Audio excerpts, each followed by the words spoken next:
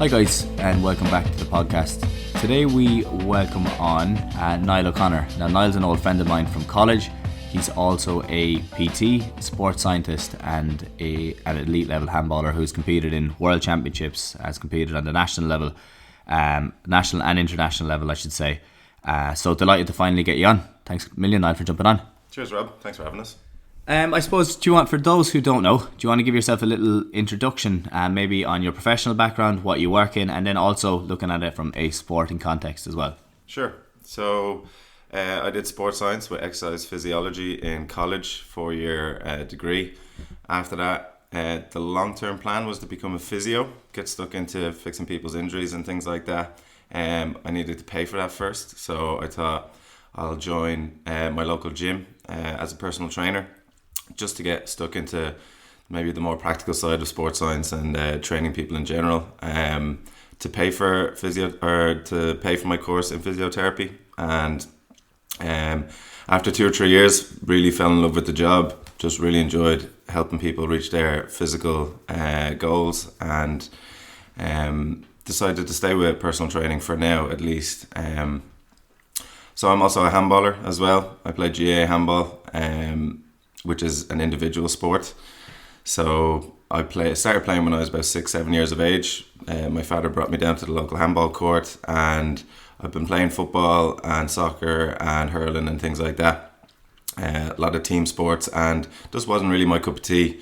So once I discovered handball, as I said, just fell in love with it straight away. I just loved the fact that you could just go down by yourself and practice alone and improve without having really a team to either hold you back or to carry you, one or the other.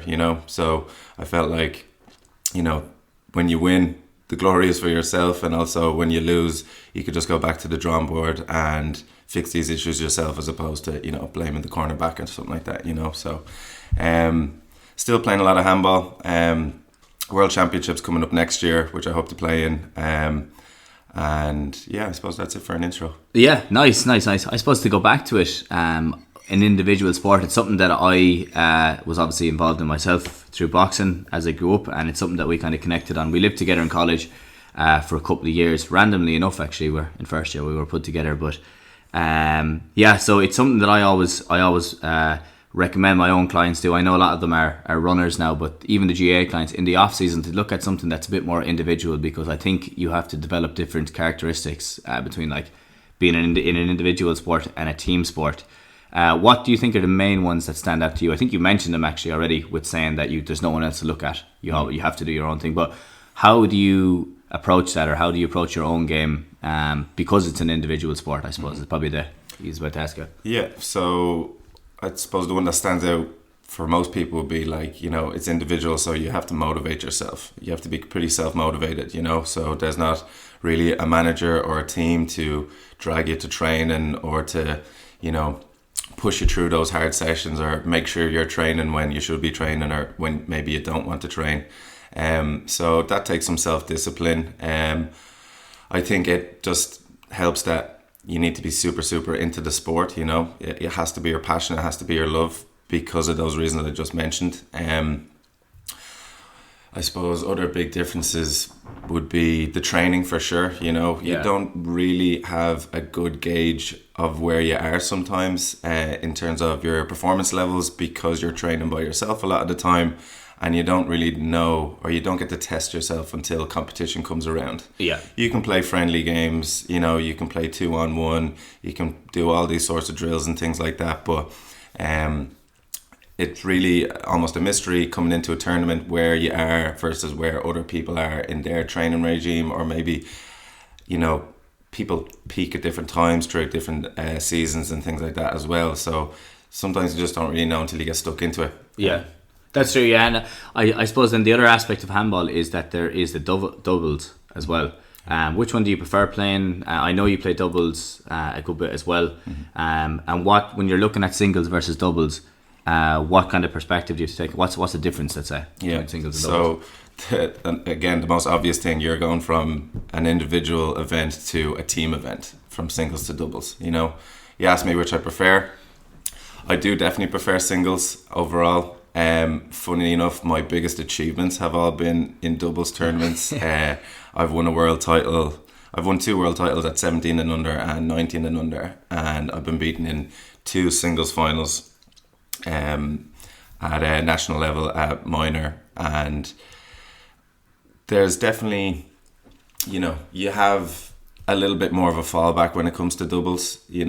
I was very lucky to always have very good doubles partners to play with. My friend Martin Mulcairns from Galway, who is a phenomenal player now, still to this day, world number 2, I believe, at the moment. We had a very good understanding that, if one person was on fire, if one person was red hot, that the other person just stands back. Yeah. And that comes from years of practice. It comes years of knowing each other and playing each other, together in doubles, but also against each other in singles. Just to know, like, okay, this guy, he's kind of hit a purple patch here, it's time for me just to step back, or maybe he might be serving really well, but I'm still playing better in the rallies. Yeah. And sometimes it's unspoken, sometimes we just know. Sometimes you either have a game plan going into the match, and then halfway through we have to switch it up. Yeah. We might take a time out and have a little chat and say, okay, this guy on the right is playing quite well, let's avoid him. You have a better serve to the guy on the left, so let's switch up the focus just for now. So overall, as I said, I definitely do prefer singles. It's more intense. It's all down to you.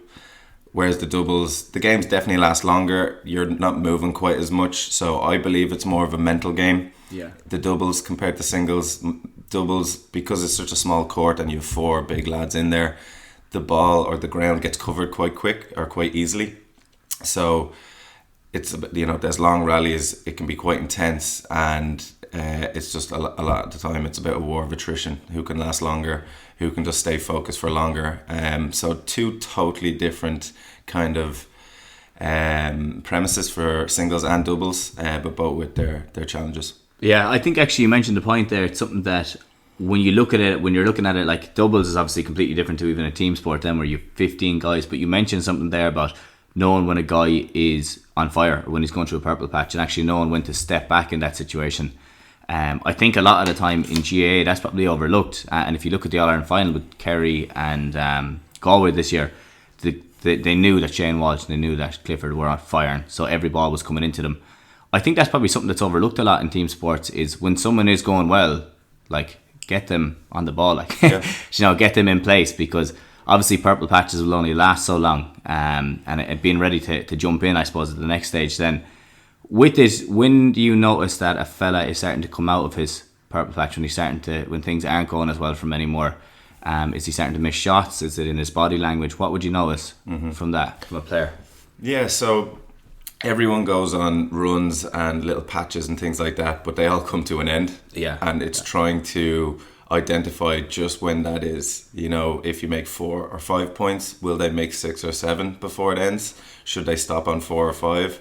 Sometimes whatever method or kind of focus you have in that match to be on that run, your opponent might get used to it. It might be a good serve that just catches them out for 2 or 3. Yeah. It might be, a certain roof shot or a defensive shot that they're just really struggling with, and then they give you big setups off it, and then eventually they start to figure it out. So they would be the main kind of indicators as well. Sometimes adrenaline just wears off, you know. Sometimes, you're going with the flow, and you can get into this kind of almost like a false sense of security that it's like, okay, well, the last two or three were easy, the next 2 or 3 are going to be relatively easy too, and it's not. You got to focus just as hard as you were for that first point, and sometimes the other guy starts to feel good as well, and the other, either yourself or your partner, and it just switches up out of nowhere. And again, that's where it takes such understanding that you can't really split the court 50-50. That's what I was thinking, yeah. Yeah, it's not really done like that. It's 70-30 really, depending on who takes control of the rallies. It's not like, we'll say, like table tennis where you hit every second shot. It's totally up to you. You got to call on the ball, you got to put your name on it, and because it's a small court and it's a small ball and there's not a lot of space, things get jumbled up pretty easily. So being able to put your name on it, being able to just take authority and say that this is mine, or I know I can put this shot away. And for instance, I'm left-handed and my partner was right-handed. So what happens with that bit down the middle? You know, we just basically decide at the start of the match, if you're serving, you take the middle. Okay. If I'm serving, I'll take the middle. And then usually, again, whoever's kind of feeling good when we're returning serve, it'll either be myself or Martin, and we'll usually make that decision in advance. So it's a kind of a mixture of planning, but also having that understanding to be able to, you know, to be versatile, to be able to switch it up at any moment, and to be able to just give a look to your partner. It might necessarily be some words or verbals or anything, but just saying like, okay, we got to just like keep it up on the wall, for instance. Like if the other team is on a good run, let's just keep the ball in the rally. No stupid shots, you know, hit the middle of the wall. That's always the kind of safe option or whatever. And then once we kind of get back into the flow, then we can start maybe working on our attacking games a little bit more. Okay. When you're to jump into it, because I've only really ever played handball with you.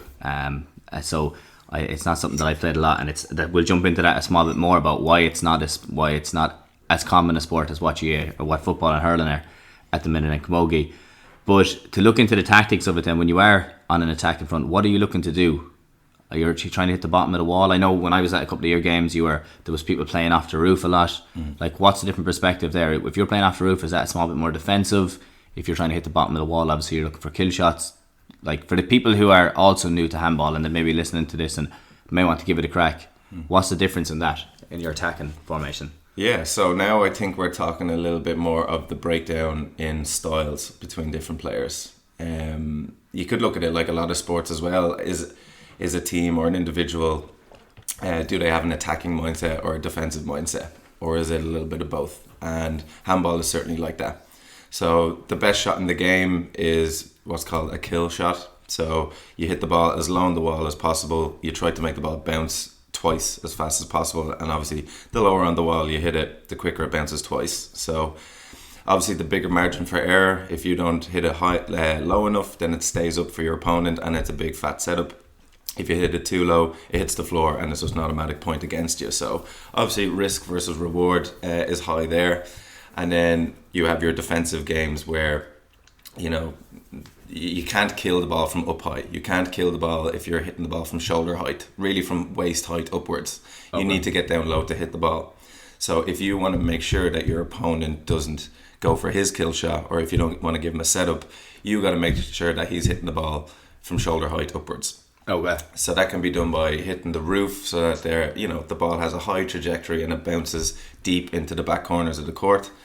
And often they end up either scraping it back, or it might clip off a sidewall on the way back to the front wall, and then you can tuck it away, hopefully with either your right corner kill or your left corner kill, which is where you might go sidewall, front wall. Yeah. And just to make it obvious, you have to hit the front wall every time. That's the aim of the game. It's like tennis against a brick wall. Every time that ball hits the front wall, the next player has to hit a shot. So you have different shots as well. You have passing shots. So no shot is without its margin for error. Kill shots are much lower on the wall. A passing shot, obviously, to hit it past your opponent, you hit it higher on the wall with a lot of power.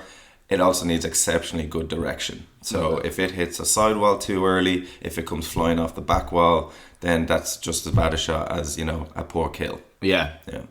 And then I suppose, like, for those who don't know, you have 4 wall, you have 1 wall as well. Mm-hmm. So that's obviously has to be a completely different game playing 1 wall, is it? Or is it similar enough? Totally, yeah. So we have a couple of different codes of handball. I'll try and keep this as simple as possible. So in Ireland, we have 3 main codes. We have 40 by 20, we have 60 by 30, and we have 1 wall. So 40 by 20 and 60 by 30 are both in 4 wall courts. A 40 by 20 court is a little bit smaller. It's 40 foot by 20 foot. 60 by 30 is the more traditional game. They can be played in outdoor courts because you can't play the roof.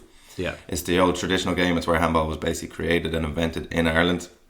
And then you have this version called 1 wall, which is probably becoming the most popular version of it globally, just because of, number one, the countries it's already being played in, and number two, just the simplicity of it and how easy it is to set up.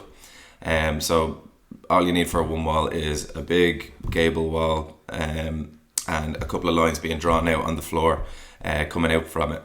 Whereas 40 by 20, 60 by 30, you need courts, they have to be well insulated, painted properly, air conditioning, the floors have to be pristine, sticky, and the ball has to bounce properly on them. So more requirements to set up a 4-wall court, whereas the simplicity of the 1-wall just allows it to kind of be set up. You can set up lots of courts in one area with the 1-wall and on street corners and things like that. So I suppose they would be kind of big obvious differences between them. And then the style of play is obviously massively different as well. 1-wall, the ball is different. It's a bigger, bouncier ball, and it doesn't spin. So you can't put any spin on the ball. Okay. So that kind of nullifies a lot of players as well, particularly if you can spin the ball quite well in the 4-wall courts. 60 by 30 then, it's a big red ball. And that does spin. It spins mainly off the front wall and the side walls.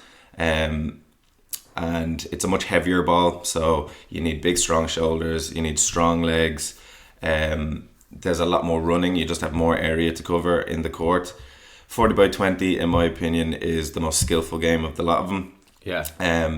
It's played a lot lower on the wall. It's faster. You play more shots in a given time, so you might hit 3 or 4 shots in 12-15 seconds, whereas 60 by 30 you might only hit 1 or 2 shots in that time. Yeah. So my preference, I think the most skillful is the 40 by 20, because there's nowhere really to hide with it. 60 by 30 takes a lot of fitness. 1-wall takes a lot of reflexes. In my opinion, 40 by 20 is the most skillful. Yeah. You have to be able to put the ball exactly where you want to put it. I think there's slightly more margin for error. It depends who you ask. There's some 60 by 30 players out there that might disagree with me, but in my opinion, there's more you can get away with in 60 by 30 versus 40 by 20. Yeah. There are a lot of setups in 40 by 20, whereas it's very hard to put the ball away in 60 by 30. Okay. And then looking at it then from, you do doubles obviously for all of them, don't you? Yeah. For a point that I wanted to run back to on top of that, just what we had talked about before, is when you're looking at people who are playing doubles now. So like, let's look at this for anyone who's listening to this podcast. I'm sure you have the beginners, people who have never played before. You have the guys who have played a small bit, and then you've obviously the advanced guys who might be playing at a very good level. Looking at that in-between level, for the players who are maybe want to start playing a bit of doubles, or for the players who are already playing doubles, what are a couple of key points that you figured out that were like, okay, all right, how can I help out my partner as well? Let's say if you're in a World Finals match and you're looking to obviously clear up the game and finish it out, what little tips and tricks could you say to younger guys who are playing that they could, to help them play with a doubles partner, I suppose is what I'm saying. Like, what can you use? I know you're obviously saying becoming aware of it, knowing what can help the game, or knowing if they're in and out of their patches and stuff like that. Any other tips and tricks that you'd have like that to maybe set them up? And then after this, I want to talk a small bit about why we're not hearing about handball, why it's not a priority in the GAA for the rest of the GAA at the moment, or what, from my perspective, I don't hear that much about it. So first off, what tips and tricks could you give to younger players who may be playing doubles or singles, but doubles mostly, where you're playing with another player and you want to get the best out of both of you?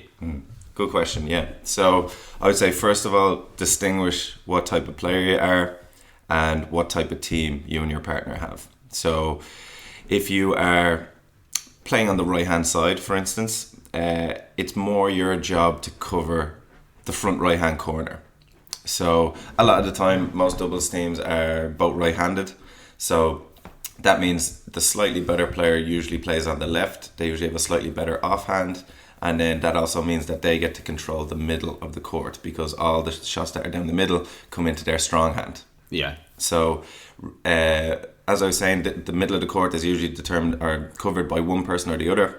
And the player on the right hand side really has to focus on making sure that they're in the right position while the other person is hitting most of the shots. It's very easy to lose concentration when you're playing on the right. You might necessarily be hitting a load of shots per rally. So positioning is so important. Just because you're not hitting a shot doesn't mean you're not important in that rally.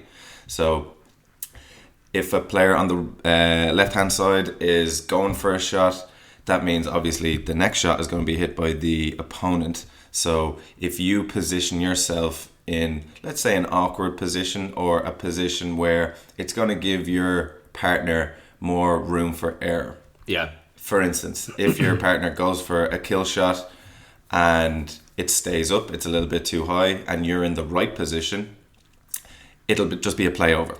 You know, you'll be in the way of your opponent, and it just means, okay, we're going to replay this point. Whereas if your partner goes for that shot and he kills it and stone dead, and your opponent has no chance to get it, lovely, free point for you, and you've stayed in your position, and you know, people don't even notice you're doing your job, but you are doing your job. And believe it or not, it's given that your partner confidence. When he's lining up for that shot and he sees you in that position, he says, I have a little bit more wiggle room here. Yeah. So that takes pressure off that shot. And, you know, it's a game of inches, like a lot of sports, but particularly handball. An inch on the front wall can turn something from a kill into a big setup for your opponent. So positioning is definitely one of the biggest things, especially for the player on the right-hand side. And then conversely, if you're in a team and you're the stronger player and you're on the left-hand side, you got to be... you know, you got to put your name on everything. You got to make sure that you're dominating the middle of the court. You got to make sure that your shots are on point. You know, it's almost more like a singles game in that sense, where you've got to be on top of your game. You have to be hitting good shots. You have to put the ball exactly where you want to. You have to be identifying your opponent's weaknesses. And if, like I said, if there's a big kind of skill difference between the two of you, then you tend to stay on those sides. If you're a little bit more even, like myself and my partner Martin were, we would switch it up every now and then. So he would play in the left, I would play in the right. Or what worked very well for us was whoever served essentially played singles by themselves, and the right-hand player who wasn't serving just stays in that corner, like I said, and keeps the ball in the rally. If you're on the right hand side, very rarely do you want to be going for kills. You're just, you know, scraping the ball back, keeping it up on the wall, keeping it in the rally, and letting your partner dictate and control the rallies. So I think they're the main points there. Okay, and then from a singles perspective, because they're all solid points and great like gameplay points about how to change things out a small bit. From a singles perspective, what are some of the mental strategies that you use to kind of reset in a game when things are going your way and things are going against you? So timeouts would be the big one.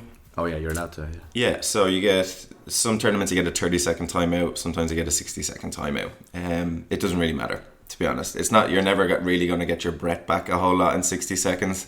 It's more to, number one, break the concentration of your opponent to kill their run. They could be on a 3 or 4 or 5 scoring streak, and just trying to kill their concentration, obviously trying to get your own focus in and trying to refocus, and maybe your coach comes over and just gives you like a one word kind of tip or maybe one sentence tip just to help you kind of get back in the game. You know, it could be something that can only be identified from outside the court, you know. Yeah. Like any sport, you know, you can figure things out a certain amount on the pitch or in the court yourself, but sometimes you just need that coach. You need someone kind of with the eagle eye view to point something out to you. Kind of like boxing or, you know, MMA or any of these things. You know yourself, you don't need a million different instructions between rounds. You don't. You need 1 or 2 solid points, something to tighten up, and that can tip the scale so much. You know, handball is, and just again like other individual sports, it's all about momentum. You know, you could score, you know, 8 out of 10 points and you could be absolutely flying, and next thing you could go on a run of a streak of losing 7 or 8 points as well. It's so streaky, and you know, it's very easy to go down the gears, very hard to go back up the gears. So trying to stay in your top gear or trying to stay in a gear that you know will see out this game is very, very important. That's a good one, yeah. No, and I'm going to throw you an absolute curveball now. Sorry about this, but for the crack. Applying what you know from handball then, how would you apply that to other sports? So like, let's look at it in 2 ways, right? And I'm just doing this because I know that you'll have an answer for it. For GAA, it's a team sport. How can people who listen to this who are GAA players start to apply that to, I should say, football and hurling? How can they start to apply that to their sport a small bit more? Some of those little mental tricks. And then on the opposite side of that, a runner, and I know you have a sports science background, that's why I'm asking you this. I'm not just throwing a curveball for the crack. But how do you think a GAA team can apply it? Just 1 or 2 tips. And how do you think a runner could apply that as well? So I'll start with the GA teams, I suppose. You did play a lot of GA when you were younger, didn't you? Football, like? I did, yeah. I played both up until under 16, played football up until under 18, and then would have played matches here and there since then. But obviously, once I started the handball, I definitely focused more on that, and definitely started playing football and hurling a lot less. But anyway, what I always thought would benefit a lot of GA teams would be to bring the team together, and it would be team training on how to think as an individual. So I'll give you an example. So if you're in a match and all of a sudden you feel like, okay, I'm either, not on form, or I'm feeling a little bit tired, or it's just not my day today, and maybe you're a guy that still won't be substituted off, you're in the game and you still want to help your team and all that. It's about identifying how you can still be most effective in the match, by maybe reducing the amount of things you're trying to do. Okay, so even for a forward, it might be something as simple as like, okay, I'm just going to be like a playmaker here. I'm going to keep passes short. I'm not going to go for any crazy shots. I'm going to pick almost like the most comfortable area in the pitch where I know my skill set will still benefit me despite maybe me not being totally on form. This obviously has to be orchestrated as a team. You can't just say F the team strategy and I'm just going to do my own thing in the corner of the pitch. This obviously has to be kind of predetermined, and it might be some in communication with your players in the positions around you, just to say like, look, I'm going to peel out here to the side, you can keep the overlap going and I'll supply you the whole time, things like this. Having a routine is a massive thing for me. I believe, like if it's a halftime routine, again, just going through, okay, what did I do well? What's my opponent good at? Is he fielding the ball above me? Is he good at getting out in front of me? And keeping it as simple as like just avoiding the strong points of your opponent, of your marker. And when adrenaline is running and it's an important match and people are screaming and shouting at you and the crowd are roaring, it's so easy to throw all this stuff out the window. I almost feel like this is a slight benefit of handball, that it's played in a quiet court, and it's a pretty kind of gentrified game in terms of like, there's not too many people screaming and shouting at you, so you do have that kind of silence to be able to just take big deep breaths in and calm the nerves and be able to kind of focus a little bit more. So it probably is a little bit more challenging to footballers and hurlers, but the benefit you guys have would be, you have a manager, you have a backroom team, you have a whole team of players with you, where you guys should all be in this together, Yeah. And that's talking about when maybe you're not on a hot streak, and then you can flip it on its head and say like, okay, well, I feel really good today, I've stuck over 1 or 2 points in the first 10 minutes, feed me the rock, there's no point having 2 or 3 focal points up top.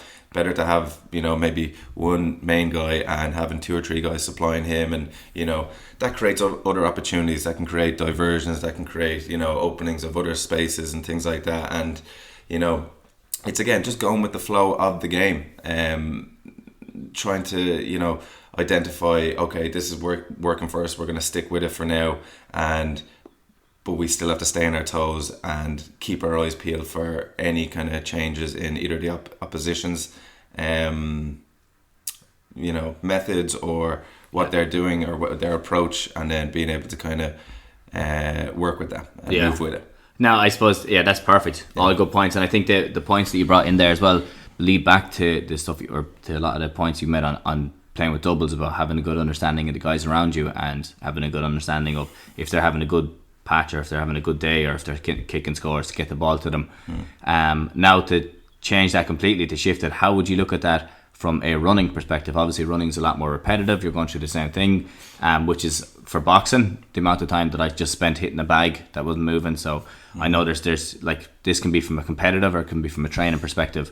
How do you think runners can improve their performance on a day-to-day, even if it's just getting out, as you said, doing routine or having a routine? Like, what do you think would help them most, considering it's an individual sport? I know very different to the sport that we were involved in, but in general, it'd be always interesting to get a perspective on it. Yeah, good question. Yeah, so running Endurance sports in general have always fascinated me. Certainly not my area of expertise. I train a couple of guys that run long distance and things like that, but it is quite a one-dimensional sport, for lack of a better expression, in terms of it's about getting from the start line to the finish line as fast as possible. You can't mix it up by distracting your opponents, or you can't really inflict too much on your opponents, certainly not physically.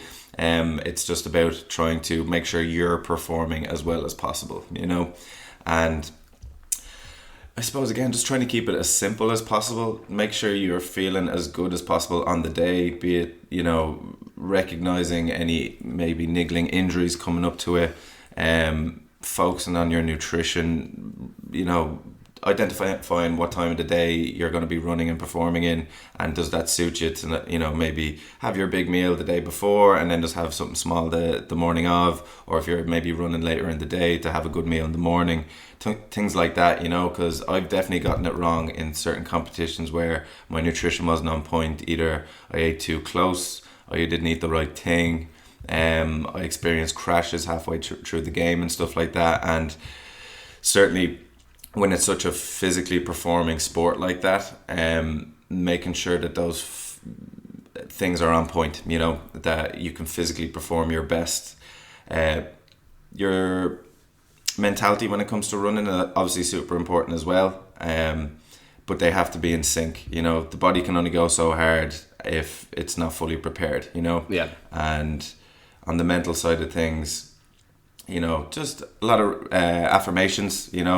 If you've done the training, if particularly if you have the numbers behind you, if you've been recording all your training sessions and your distances and your times and what affects them, and every athlete should be writing things down. Every athlete should be taking notes on their training, getting as much feedback as possible, either from professionals or coaches or friends or people that can give you solid advice. I always say the more information the better. You can say paralysis by analysis, but it also comes down to the individual to realize what advice from certain people will benefit you and what won't, because there's a lot of professionals and experts in different fields that can help a lot of athletes, but unless they know you and your body and your training history and everything about you, essentially, they can give you general tips that will help maybe even the majority of the general population, but will it suit you? Like percentages and studies and all that, you can look at those, but percentages almost mean nothing to the individual. You're either in the 80% or you're in the 20% of something that may be effective for you or not. So long-winded answer of saying just keeping it simple, realizing what suits you and your body, and being as prepared as you can on the day. Yeah, good points, and applicable to a lot of other sports as well. I suppose, looking at it from your background now of sports science, how do you feel sports science has affected your own training and the training of your clients? Now, I know you kind of work in different divisions, but how has it affected your own training first off, and then we can look at how it's affected your clients? Yeah, so in short, I became much more analytical about things. I realised that there are laws and rules and fundamentals of science that are pretty much the same across the board for everyone, and I'm no different. That there's a lot of things that I can change about my routine to make it more optimal. It's hard to hit absolute perfection and all this stuff, but certainly making improvements on how you can prepare for tournaments and performance and all that stuff. So I think when I was younger, playing handball, before I started doing sports science, I was winging it a little bit. Yeah. I was relatively naturally fit and strong. I had a style of play that I'd say a lot of people might describe as kind of natural. Now, I did put in a lot of hard hours at it, but sometimes maybe I might have taken for granted just how important training was. And I'd wing it. I maybe wouldn't be playing as consistently as possible going into tournaments, or I'd be doing training that wouldn't be fully in line with handball, even silly things like, I was doing a lot of road running, and certain amount of road running is good, getting the lung capacity up and all that stuff is very important, but, kind of drive myself into the ground at one stage, getting niggly little injuries in knees and ankles and things like that. And then once I started sports science, I realized that I could tighten up a lot of these things, and it's not always about working harder, it's just a lot of time about working smarter. And that sometimes that meant peeling back some forms of training, sometimes it meant implementing parts of training that either I didn't enjoy or that might be totally new to me. For instance, I wasn't particularly big into the gym going into college, and obviously I'm a personal trainer now, so that's kind of flipped on its head. But these are the things you learn from, doing a course like sports science. Sports science is an interesting degree because it's quite broad. You are kind of a master. You're. Sorry. What's the saying? Yeah, what's the saying? Jack of all trades. Jack of all trades, master of none. Yes, yeah. And it's so spread out that it's as broad as science itself. So we cover nutrition, physiology, biomechanics, kinesiology, all these different kind of subjects. And it definitely helped me to a certain extent of being able to improve across all these aspects. But I knew for even my professional career that I would definitely have to kind of specialize in something, So overall, sports science is a fantastic degree just to give you a baseline across all these different kind of subjects.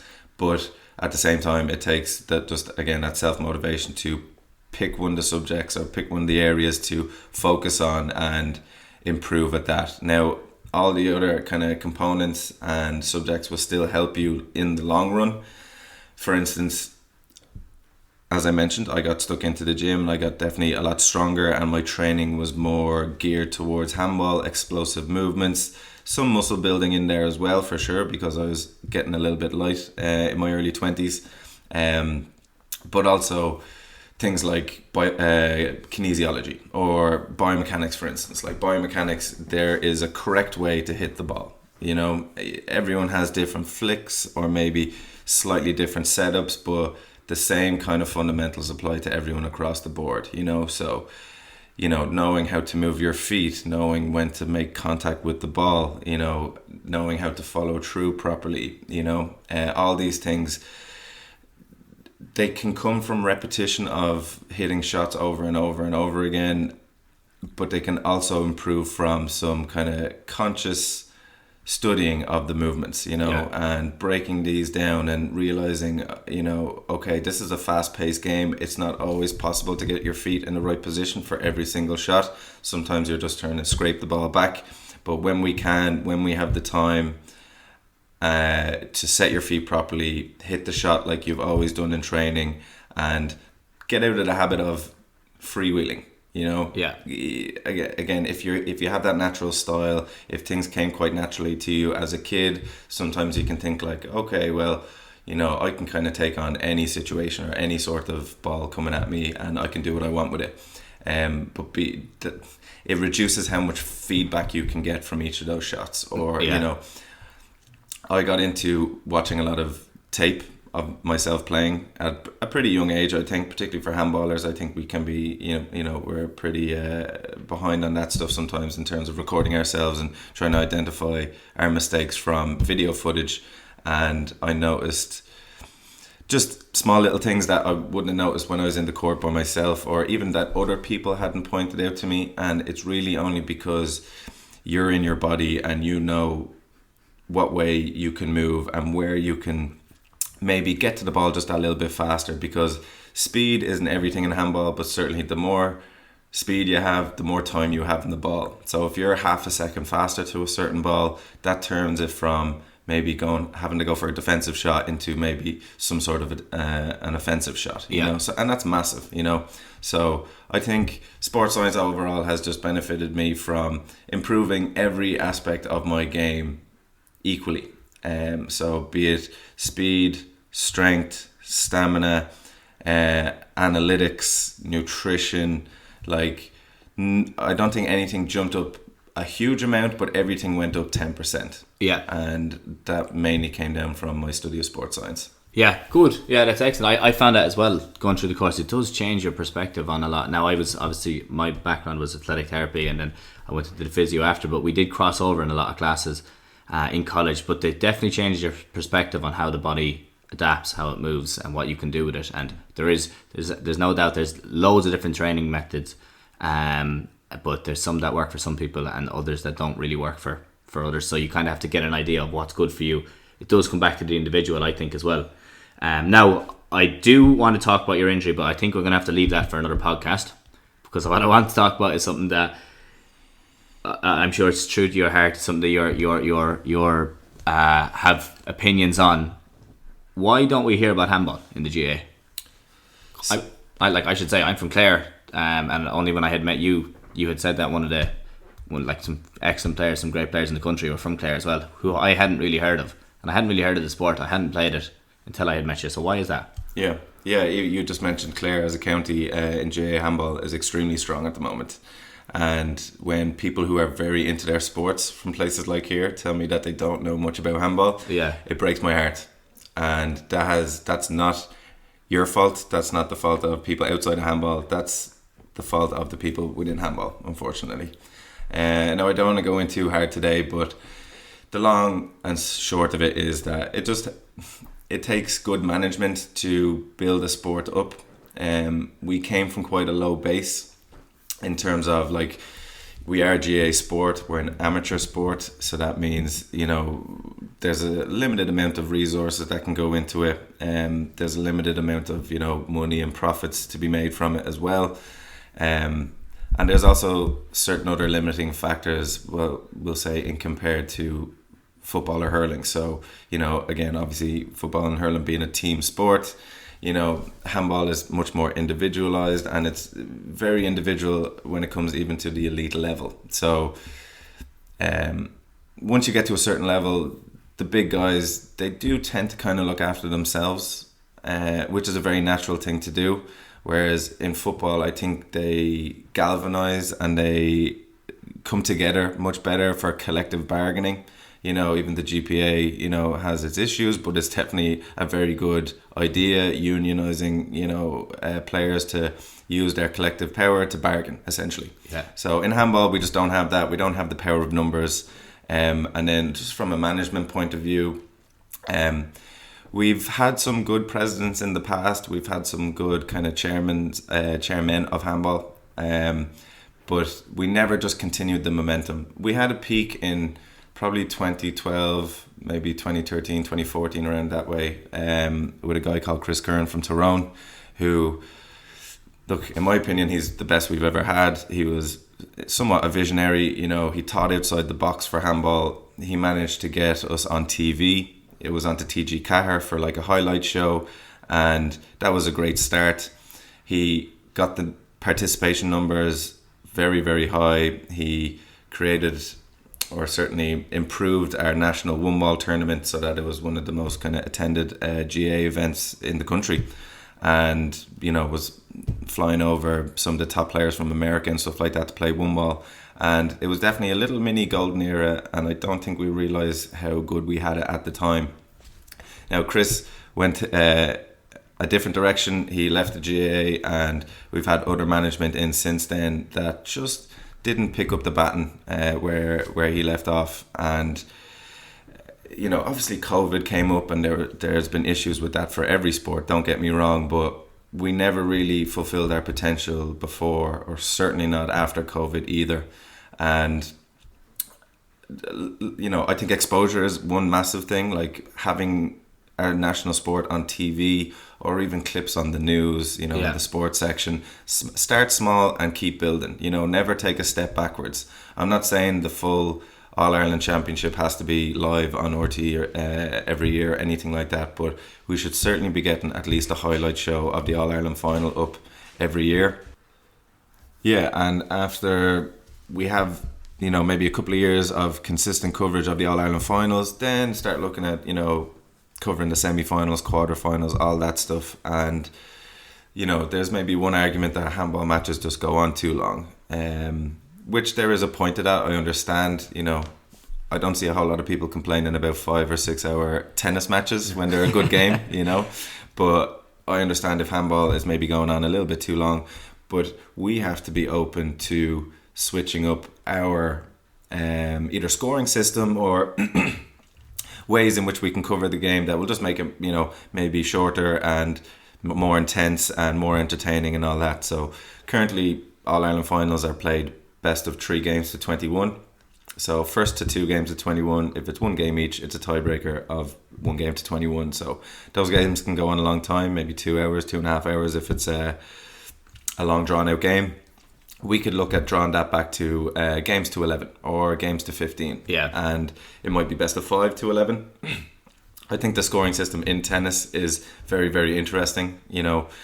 Every 2 or 3 points or 4 or 5 points, you're playing a big point. Yeah. You play a handball match, even in the biggest of games, like the first 4 or 5 game or aces are kind of just figuring each other out, and they can almost be dead rubber, particularly if it just ends up being 5-all or something like that. It's an opportunity to create some momentum at the start, but at the same time, the real intense stuff and not nail-biting stuff doesn't really start till 14, 15 all or something in a game. So we could look at drawing that back, 5 or 7, maybe best of 5 or 7 to 7 or best of 5 to 11, something like that, just to make it that little bit shorter.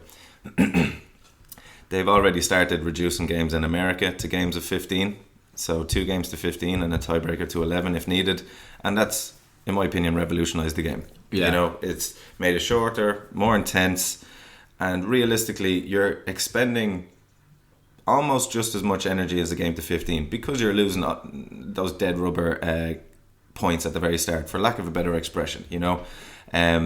Games to 15, everyone knows now that if you don't have a good start in a game to 15, it's almost gone already. So you can claw your way back, but realistically, you have to start hot and you have to finish hot in a game to 15. And if you got those, even if you just put on those last 6, 7 aces of each game to 21 on TV, that's the real handball. That's the bread and butter stuff that's really going to get people watching handball. Because at the moment, we're very, very insular. Yeah. It's a lot of people that play handball, that watch handball.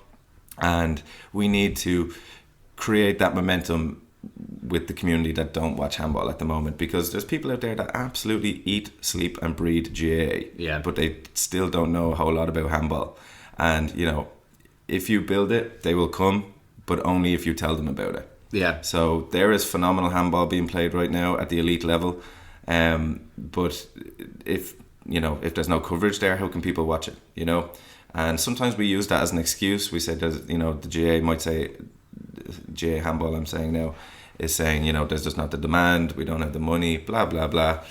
Look, it's very easy to stream games online now at the moment. In 3 clicks on my phone, I could be live on Facebook to all my friends and followers or whatever. So GA Handball on Facebook have a good few followings. We need to start covering every match. Yeah. So quarterfinals, semi-finals, finals, get them uploaded online, create some sort of archive of great games, and that's good, number one, for people, as I said, who don't watch handball, if they want to look into it and want to see full-length games.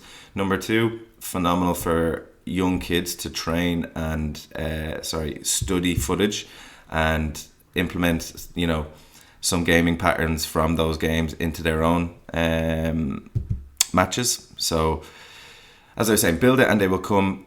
If not, we're just going to stay in the same rut and we'll just keep blaming the same things over and over and over again. And it comes from management first. We've had a couple of presidents that, had a lot of things that they wanted to achieve when they started their tenure, and I would say a lot of them would be very disappointed looking back at what they've achieved over it. And that's just not coming from me, that's coming from a lot of people in handball.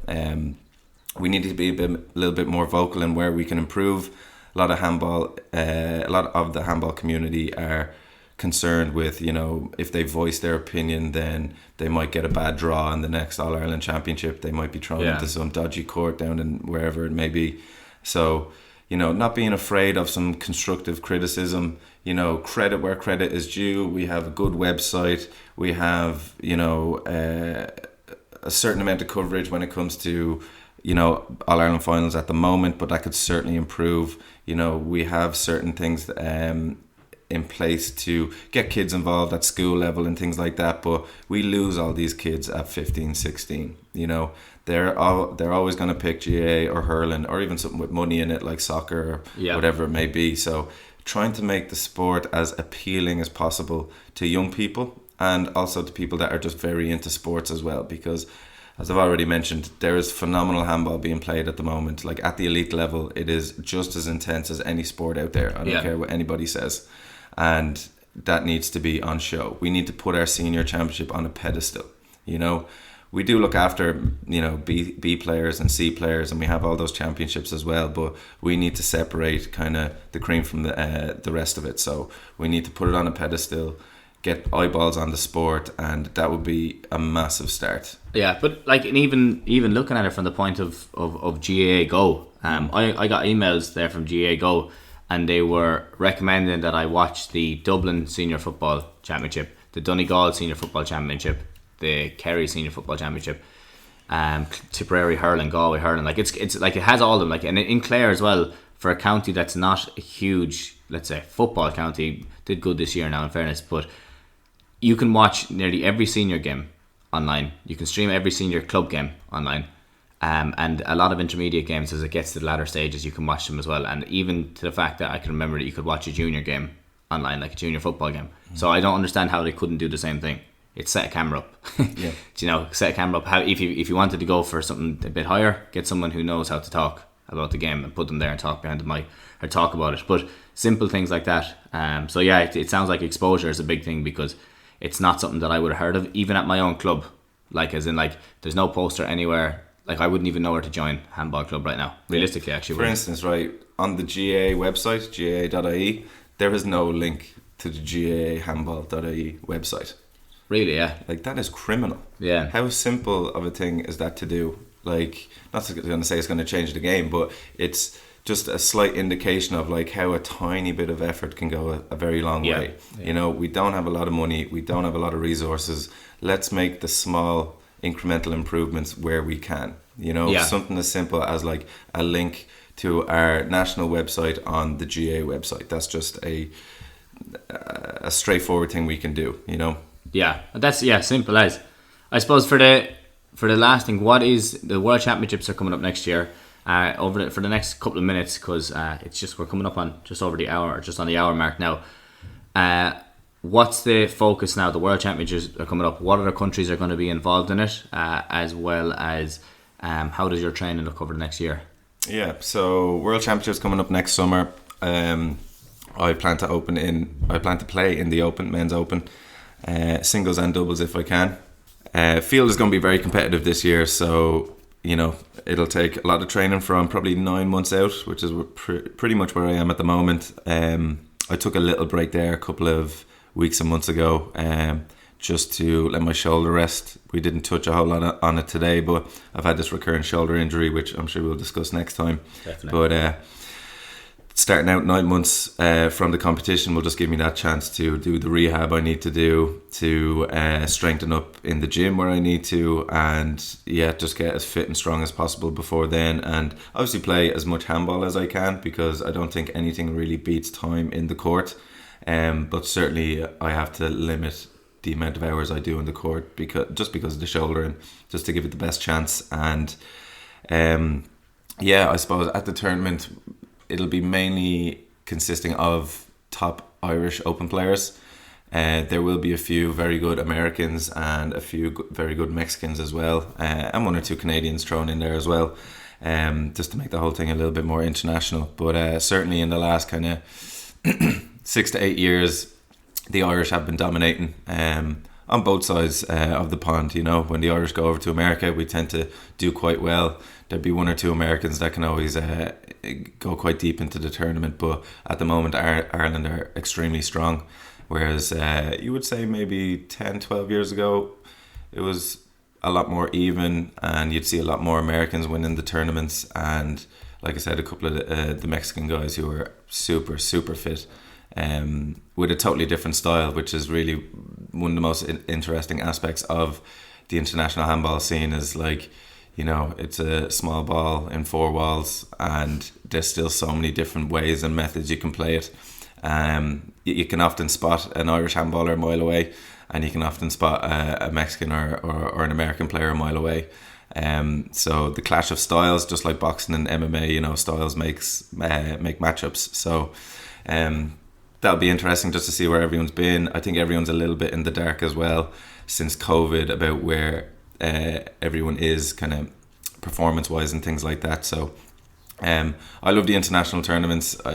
Anytime someone starts handball, I always tell them go to the World Championships, go to the intervarsities, go to the collegiate championships, because it's a social sport as well, and it's individual. And if you just stick to yourself and you're just going up and down to the handball court every day without intermingling with all the other players and stuff like that, it can become a lonely place. So that's always another tip I always give young players. Just play into all that stuff, make friends. Quite often you're going to be playing your doubles partner at some stage of the singles tournament as well, so it's important to get on with the people around you, and some healthy competition with a lot of them is a good thing too. But looking forward to the World Championships now. That's the next step. Are the World Championships, is that GAA World Championships? That's the overall, or that's the federation or the association? So when they're being played in Ireland, it's the GAA that runs them. It's whatever handball body in whatever country they're in, that's who runs the tournament. So when it's in America, it's the USHA, US Handball Association, that run it. In Canada, it would be the Canadian Handball Association, and in Ireland, it would be GAA Handball that would be running it. So okay, nice. Well, I suppose that's all for today. We'll have to come back and do a part 2 sometime. I know you're moving away now, but sometime in the future to do or to talk about the shoulder injury a bit more. But thanks a million for jumping on. I really appreciate it. Excellent podcast. Some really good bits of information there for guys who are at an intermediate stage, guys who are playing at the top level as well. When you were talking about the sports science, guys and girls who are interested in getting into it as well. Anything that you'd like to leave it on before you jump off? Anything that you'd like to leave it on, even whether it's in regard to handball or if it's in regard to your own performance? I'll leave it up to you. It's a hard question. I suppose my underlying philosophy with all this stuff is just enjoy it. Do what you can to make it as enjoyable as possible.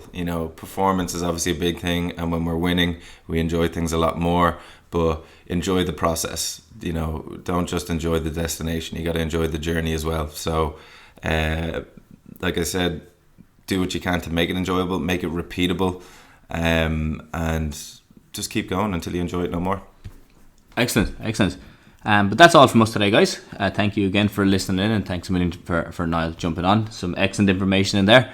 A really good podcast and a good conversation, so I appreciate that. Thank you for that. No worries, Rob. Thanks for having us. Not at all. Last thing is, where can people find you if they have any questions or so easiest way to contact me would be through email. So Niall O'Connor at outlook.com. So no spaces or anything, just Niall O'Connor at outlook.com, or they could find me on Facebook, I suppose, would be another one. So yeah, that's fair. Alright, and if anyone has any questions, you can send them to me as well, but and I'll get them on to Niall. But that's all. Thanks a million for listening in. I'd love if you could follow it on iTunes, follow it on Spotify, and rate it on both of those if you wouldn't mind, as well as share it on your story if you think there's anyone else that would be interested in. But that's all from us this week, and I will chat to you all again soon. Have a good one.